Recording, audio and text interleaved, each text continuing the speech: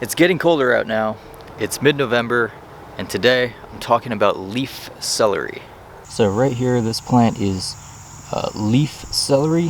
So it's not going to get big like normal celery or anything like that, but it produces these leaves that are totally edible, and they taste a lot like celery. And there's another one right here too.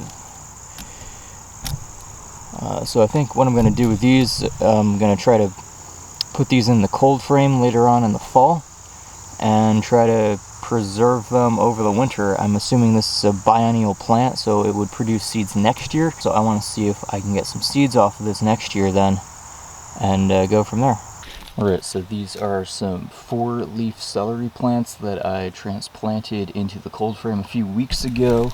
There's 2 here, and then there's 2 back here too. My goal is to be able to grow these celery plants during the wintertime in the cold frame, and then hopefully they can bloom in the spring or during the summer next year, and I can collect some seeds from them. So anyway, some interesting things about the leaf celery. This is the first year I have grown the leaf celery.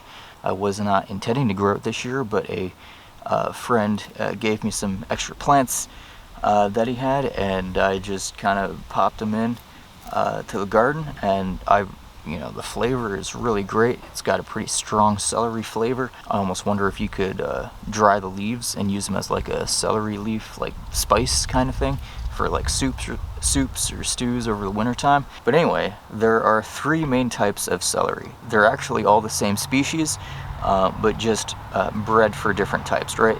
So there's the stalk celery that everyone's familiar with. It's the most popular form of celery probably in this country, in the US.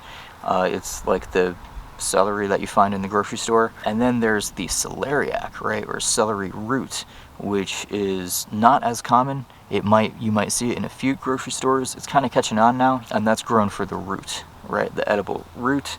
And then there is the leaf celery, which is probably the least popular, at least in this country, of the celery. It has the strongest celery flavor, and it's been used for a bunch of different things. You know, it can be used for soups and stews and all that. Right, you can use it fresh. It's pretty strong fresh. You know, all you need is like a leaf or 2. You can add it into guac or hummus or, whatever, or salad. Mince up the leaves pretty good. But I really like the flavor. It's a nice addition. It really gives a pretty good celery type kick to any dish you add it to. Now, if you cook it and you put it in a soup or something like that, that flavor will kind of neutralize a little bit, right? So I hope you enjoyed this video on leaf celery. It's a really cool plant. I hope to grow more of it in the future. Use it basically as a substitute for conventional celery or the celery you find at the grocery store. This celery, it doesn't take the super rich soils or the crazy modern farming techniques and high intensity irrigation to produce a product that tastes like celery and can be used in very similar ways, right?